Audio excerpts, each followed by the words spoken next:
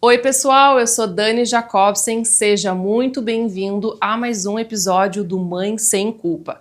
Um espaço feito com muito carinho para a gente se informar, acolher, dividir alegrias, desafios reais da maternidade. Hoje no programa eu trouxe um assunto que toda mãe e todo pai já passaram ou ainda vão passar em algum momento. Eu estou falando da gastroenterite infantil. A gastroenterite, ela é muito comum na infância e pode assustar. Mas com orientação certa, adequada, a gente consegue administrar com mais segurança sem entrar em pânico. E para essa conversa eu trouxe a gastropediatra, a doutora Carolina Soares. Doutora, seja muito bem-vinda aqui no programa Mãe Sem Culpa. Obrigada. Que honra. Pode sentar, por favor. Doutor, então para a gente começar, eu gostaria que tu te apresentasse e contasse um pouco, né, do teu trabalho, onde tu atende também. Eu me formei em medicina na Universidade Federal do Rio Grande do Sul em 2012, na URGS, né? E logo após eu iniciei a minha residência em pediatria e depois, na sequência, eu já fiz a residência em gastroenterologia pediátrica no Hospital da Criança Santo Antônio, na Santa Casa, onde eu atuo até hoje, né? Eu terminei a residência e fui convidada, né, para integrar o serviço de gastropediatria, que é um serviço de referência no Brasil.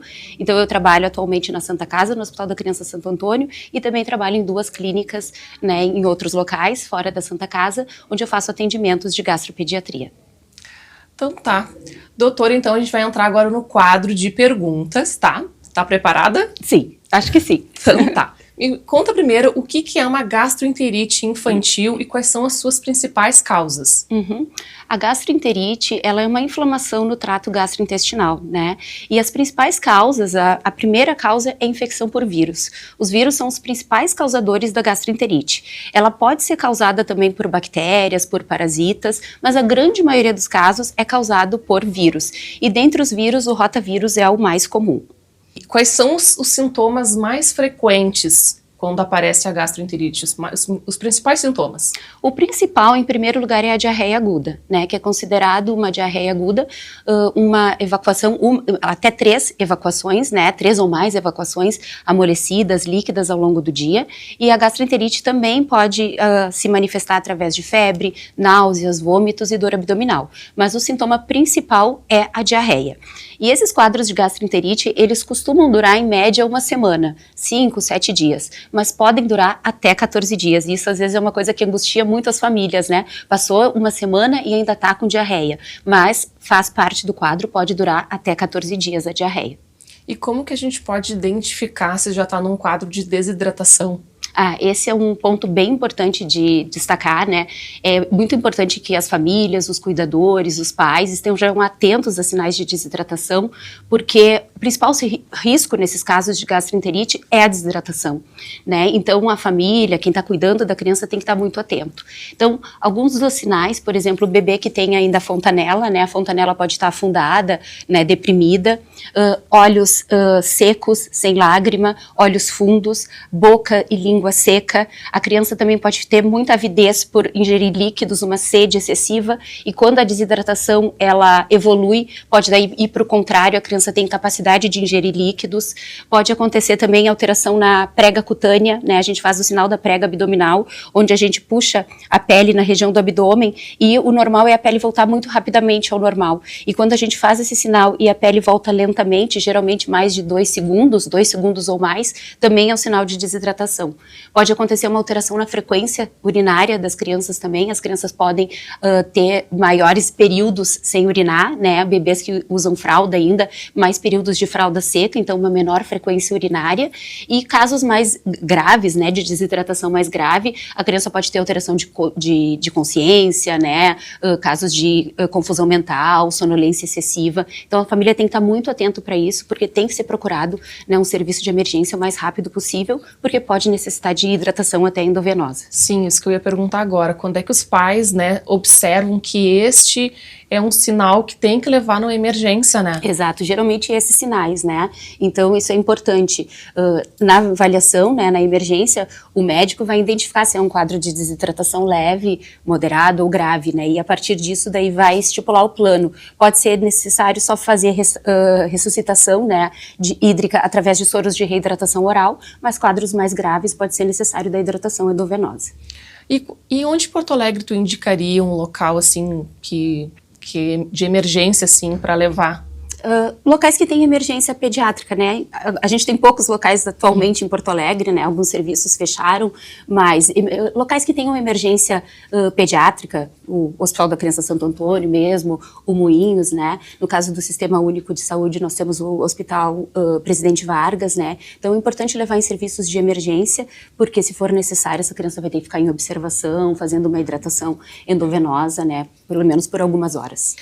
Doutora, por que é importante as pessoas não dar remédio, né, para diarreia, né, quando estou lá com remédio sem orientação médica? Isso é extremamente importante, né, porque é muito comum, às vezes, as famílias quererem dar um remédio para parar a diarreia.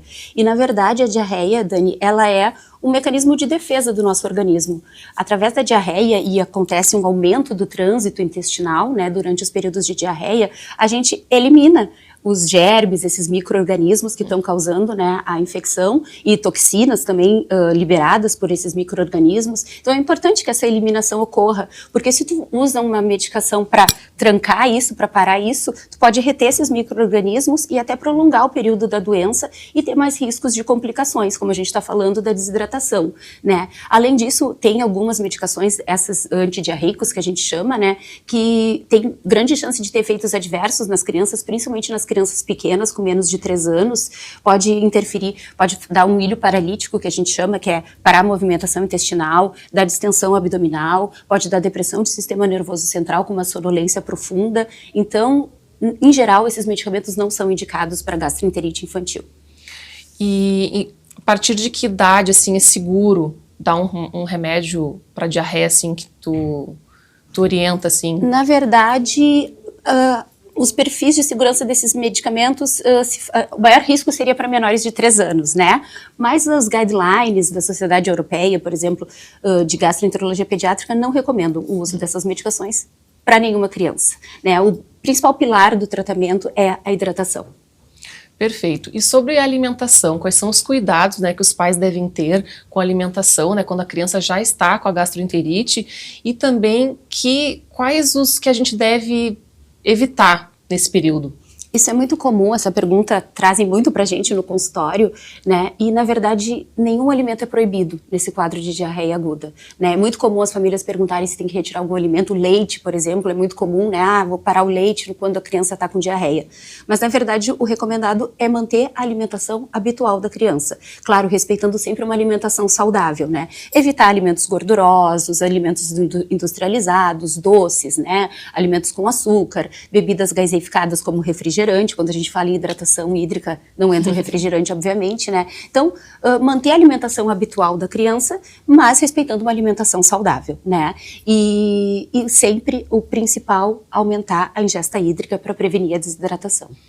Não, porque a gente escuta muito, né? Porque o mamão solta o intestino, a banana tranca, né? Então, por isso, essas questões, né? Então, mas na pode verdade, tranquilo. não. O recomendado é manter a alimentação habitual da criança, uma alimentação saudável, né?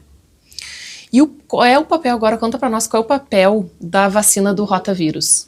Essa também é uma pergunta bem importante, né? É extremamente importante manter o calendário vacinal da criança atualizado e, como a gente está falando do tema de gastroenterite, manter a imunização contra o rotavírus em dia, né? A vacina do rotavírus previne contra as formas graves de gastroenterite, que tem mais chance de evoluir para desidratação, com necessidade de internação. Então, a criança vacinada, imunizada contra o rotavírus, ela até pode pegar o rotavírus, pode, né, desenvolver uma diarreia relacionada com o rotavírus, mas geralmente são quadros leves. Então a vacina previne a evolução das formas graves. já tem estudos mostrando, né, que a vacinação diminuiu as idas em emergência por diarreia aguda relacionada com rotavírus, diminuiu as hospitalizações por desidratação e também diminuiu a taxa de mortalidade por diarreia aguda. Então, é extremamente importante manter essa vacina em dia, né, porque a criança até pode contrair o rotavírus, pode desenvolver quadros de diarreia, mas geralmente são quadros leves, né, então previne essa forma mais grave. Outra coisa que a vacina faz também, o que a gente chama de uma proteção indireta, ou uma imunidade de rebanho. O que acontece? Quanto mais crianças vacinadas, menos esse vírus vai circular e acaba protegendo outras crianças também. Quantas doses do rotavírus tem? A gente tem a vacina, né, no Sistema Único de Saúde, que são 2 doses, e a vacina da rede particular, que são 3 doses daí. A vacina que está presente no Sistema Único de Saúde, ela protege contra uma cepa do rotavírus, que é a cepa mais prevalente aqui no Brasil, né? E a vacina presente na rede privada protege contra mais sorotipos. Que é que vocês mais indicam porque... Se possível fazer essa, né? Para ter maior proteção. Então tá. E doutora, crianças que frequentam a escolinha, como orientar, né? Como que a gente pode prevenir a gastroenterite? As crianças que estão né, em escolinha, em contato com várias outras crianças, têm uma chance, né, de pegar infecções. E até uma coisa que é importante destacar, a gastroenterite ela pode acontecer em qualquer momento do ano, né, mas ela tem picos no verão. Né, geralmente é uma doença que a gente vê aumentar os casos no verão. Então, é comum que muitas vezes, né, na escolinha, uma turminha, várias crianças estejam com diarreia. Mas para prevenir, então, um dos principais pilares, como a gente estava falando da vacina, né, então, manter a vacinação em dia, fazer a imunização contra o rotavírus, fazer uma lavagem adequada de mãos com água e sabão, principalmente, por exemplo, após utilizar o banheiro, porque muitas vezes a transmissão do rotavírus é uma transmissão fecal-oral, então contato com fezes contaminadas, né? Então sempre fazer uma higienização adequada de mãos com água, sabão. Um bom preparo também, né? Preparo adequado de alimentos, evitar alimentos crus e utilizar a água potável, também que tem menor chance de contaminação. Então, a gastroenterite, ela também é uma doença altamente contagiosa. Sim, sim. É muito comum, às vezes, a gente ver surtos nas escolinhas, nas turmas, né? Sim. Ela pode ser transmitida, né, através de contato com pessoas contaminadas, através de água e alimentos contaminados, gotículas aerossóis também pode transmitir, né? E essa transmissão fecal-oral, como eu falei. Então, tem várias formas de contágio. É, bastante, né? Doutora, então fala um pouco sobre a importância sobre a hidratação, né, de líquidos e também da reidratação com soros. Então, como a criança está tendo perdas, né, principalmente por diarreia e vômitos também que pode ocorrer, a gente tem que aumentar a oferta de líquidos para a criança para prevenir uma desidratação, né? E é recomendado também a oferta do soro de reidratação oral, principalmente após cada evacuação diarreica, né? O Ministério da Saúde, ele recomenda que isso varia conforme a faixa etária, né? Então, para crianças menores de 1 ano, se recomenda ofertar de 50 a 100 ml após cada evacuação diarreica. Para crianças de 1 a 10 anos, de 100 a 200 ml após cada evacuação diarreica. E crianças acima de 10 anos, o que a criança tolerar e aceitar. Geralmente, as crianças maiores vão tolerar um volume maior, né? Então, é sempre importante fazer essa hidratação logo após a perda, né? Logo após o episódio de diarreia. E sempre ofertar bastante líquidos, né? Seja água, pode ser suco, água de coco. Água de coco, suco não seria o mais indicado, né? Porque os sucos, eles às vezes podem até piorar a diarreia, né? O suco tem a frutose, que é o açúcar da fruta, né? E aí acaba tendo às vezes muita oferta de frutose através dos sucos e isso até pode piorar a diarreia. Então seria mais água e o soro de reidratação oral mesmo. Isotônicos não também? O mais recomendado é o soro de reidratação. Tá. E pode deixar sequelas a gastroenterite? Geralmente, a maioria dos casos, né, a grande maioria dos casos vai se resolver sem nenhum tipo de sequela. Existem alguns casos onde a criança se reinfecta com frequência, vive num ambiente onde tem acesso a uma água que não é potável, uma água contaminada, um local que não tem um saneamento básico adequado, né? Então, se as crianças se reinfectam muitas vezes ao longo do ano, né, com esses casos de gastroenterite, tem muitas diarreias recorrentes, pode acontecer um prejuízo nutricional por má absorção de nutrientes, podendo levar, né, a alterações de crescimento, desenvolvimento. Mas a imensa maioria dos casos vai se resolver sem nenhum tipo de sequela. Perfeito. Agora, só para a gente finalizar aqui as perguntas. Sobre os probióticos, tu recomenda? Sim, os probióticos a gente já tem bastante evidência científica robusta, né, nos estudos, nos trabalhos, mostrando que algumas cepas de probiótico ajudam a reduzir o tempo de diarreia, né? A média é reduzir em 1 dia, em 24 horas. Falando assim parece pouco, né? Ah, 1 dia menos de diarreia, mas na prática tu ter 1 dia menos de diarreia faz diferença, né? 1 dia menos de chance de desidratação, enfim, então faz diferença. Então os probióticos sim, algumas cepas a gente tem evidência científica nos trabalhos que ajudam a diminuir esse tempo de diarreia e a média de uso é em torno de 5 a 7 dias. Tem algum específico que tu recomenda? A gente tem algumas cepas que têm evidências científicas bem robustas, né? Como, por exemplo, o Saccharomyces boulardii, o Lactobacillus reuteri, o Lactobacillus GG. Então, esses são 3, assim, citando, que têm evidências científicas bem robustas de que ajudam nesses quadros de diarreia. E doutora, se tu falou, né, antes que a diarreia, né, a gastroenterite, ela pode persistir até 14 dias. E se não acontecer isso, ela persistir por mais tempo, o que se faz? Então, Dani, essa é uma pergunta também interessante, né? A maioria dos casos, como eu falei, vai se resolver em torno de 1 semana, podendo ir até 14 dias. E a gente falou da alimentação, né? E eu tinha comentado que não é necessário retirar nenhum alimento no quadro agudo, mas existem alguns casos onde a diarreia se prolonga além dos 14 dias, né? Que pode acontecer devido a uma intolerância à lactose secundária ao quadro infeccioso, né? Pode alterar, a infecção pode alterar as velocidades intestinais, que é onde a gente produz a lactase, que é a enzima que digere a lactose. Então, por um período transitório, a criança pode ter uma redução da sua produção de lactase e isso levar a uma intolerância à lactose secundária. Então, nesses casos, né, quando a diarreia se prolonga além de 2 semanas, que se torna uma diarreia persistente, daí que a gente chama, pode ser por essa intolerância à lactose secundária, que é algo autolimitado, que vai se resolver, essas velocidades vão se recuperar, a lactase vai voltar a ser produzida, né, e não é uma coisa que vai se tornar permanente na vida da criança. Mas então, nesses casos, aí pode ser necessário retirar a lactose da dieta da criança, um período que pode variar de 2 a 4 semanas, e depois se reintroduzir normalmente, né? Geralmente os pais até relacionam muitas vezes, né? Quando a gente está ofertando o leite, ou ofertando derivados de leite, é quando a diarreia está acontecendo e está piorando, né? Então, esses casos pode ser daí necessário, geralmente nesse caso onde a diarreia se prolonga, além de 14 dias, aí pode ser necessário retirar a lactose. Aí faz uma investigação e tem algum exame? Não, isso é muito clínico mesmo, é um diagnóstico clínico, né? Nesses casos onde a diarreia se prolonga acima de 14 dias, uma das coisas que a gente orienta daí as famílias no consultório é fazer essa restrição da lactose, um período, como eu falei, pode ser de 2 a 4 semanas, e depois a gente reintroduz e geralmente isso se resolve, a diarreia não retorna. Não é necessário fazer nenhum exame, nenhuma investigação.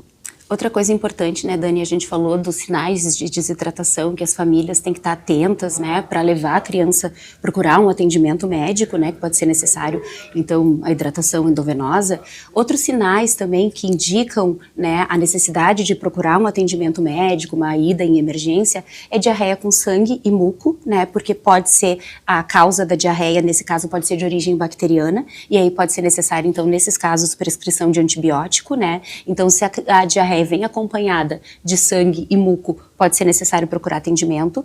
Se a criança está com muitos vômitos, esses vômitos não estão conseguindo ser controlados em casa, e isso está impedindo a criança de ingerir o líquido, né? Então a criança está vomitando demais, tenta tomar o líquido e logo em seguida vomita, também pode ser então uma indicação de procurar atendimento, né? Ir na emergência, porque pode ser necessário fazer antieméticos, né? Medicações para vômitos também, endovenoso. E tem alguns grupos de pacientes também que têm mais chance de evoluir para quadros mais graves, com maior chance de desidratação. Então a gente tem que estar mais atento. Quando a gastroenterite acontece em bebês muito pequenininhos, geralmente abaixo de 2 meses, crianças que têm problemas de saúde crônico, doenças crônicas, crianças com problemas de imunidade, imunodeficiência. Então esse grupo de crianças, de pacientes, a gente tem que estar mais atento também, que pode, né, ter mais chance de evoluir para quadros mais graves e também necessitar de um atendimento médico. Então tá, doutora, muito obrigada por esse quadro esclarecedor, né, de perguntas. E agora a gente vai entrar no quadro mito ou verdade. Eu vou te fazer uma pergunta e tu vai me responder com se é mito ou verdade, e tu pode justificar se quiser. Tá bom, doutora? Vamos lá? Tá bem, vamos. Gastroenterite sempre vem com febre? Não. pode vir com febre, né? Como eu falei inicialmente, o sintoma principal é a diarreia, mas a gastroenterite pode vir com febre, mas existem casos onde a febre não acontece. É melhor suspender totalmente a alimentação? Não, né? Como a gente falou também anteriormente, isso é mito, deve-se manter a alimentação habitual da criança, evitando alimentos industrializados, doces, açúcares, refrigerante, né? Mas manter a alimentação habitual da criança e o principal pilar do tratamento, aumento da ingesta hídrica, né? Ingesta de líquidos.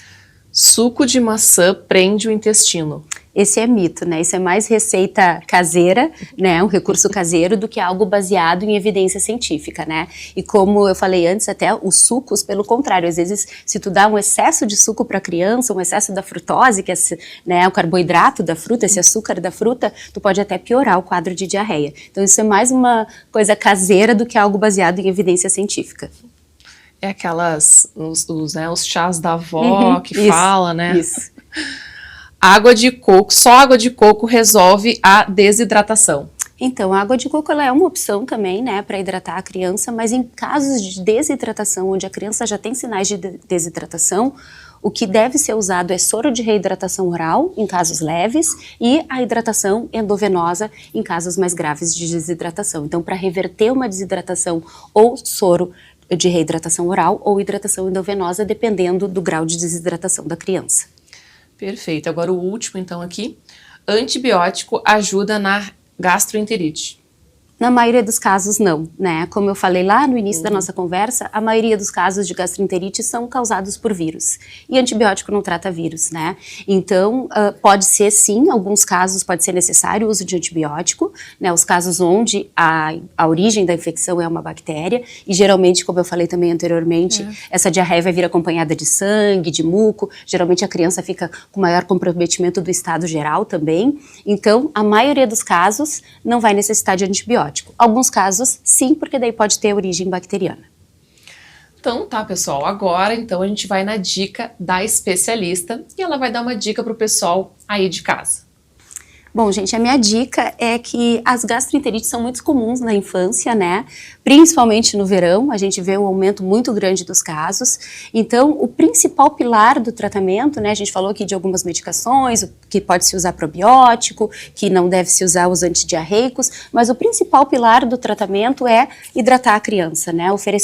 Aumentar a oferta de líquidos para prevenir uma desidratação. Extremamente importante também manter o calendário vacinal da criança atualizado, no caso do nosso tema aqui, né, mantendo a imunização em dia contra o rotavírus, porque isso vai prevenir formas graves, né, de diarreia, de gastroenterite, e a família tem que estar atenta aos sinais de desidratação, como a gente comentou, né, e se a criança apresentar algum desses sinais, procurar um atendimento médico o mais breve possível. Então, doutora, gostaria de te agradecer a presença aqui no programa, foi uma honra recebê-la, né? Tu esclareceu tantas dúvidas sobre um tema tão importante que é a gastroenterite, então muito obrigada por vir aqui esclarecer todas essas perguntas. Eu que agradeço o convite, foi uma honra participar. Obrigada. E você aí de casa, se quiser participar aqui do programa, vou deixar o meu arroba aqui na tela. É só entrar em contato comigo, pode mandar perguntas, sugestões, vídeos, temas abordados aqui no programa, pessoas também para comparecer aqui, que eu vou ter o imenso prazer em responder. Agora eu vou finalizar o programa com uma mensagem muito linda para você aí de casa. A gastroenterite é uma infecção comum em crianças, causada principalmente por vírus. Provoca diarreia, vômito, febre e dor de barriga. É fundamental que as famílias estejam atentas nos sintomas e cuidem bem das crianças durante esse período. O principal risco é a desidratação, por isso, ofereça sempre líquidos. Se a criança se recusar a comer, manter a hidratação é sempre de extrema importância. A higiene é essencial. Lavar as mãos das crianças e de quem cuida delas são deveres básicos que podem fazer toda a diferença. Não hesite em procurar ajuda de profissional. Com atenção, carinho e cuidados certos, a recuperação dos nossos pequenos será mais rápida e segura.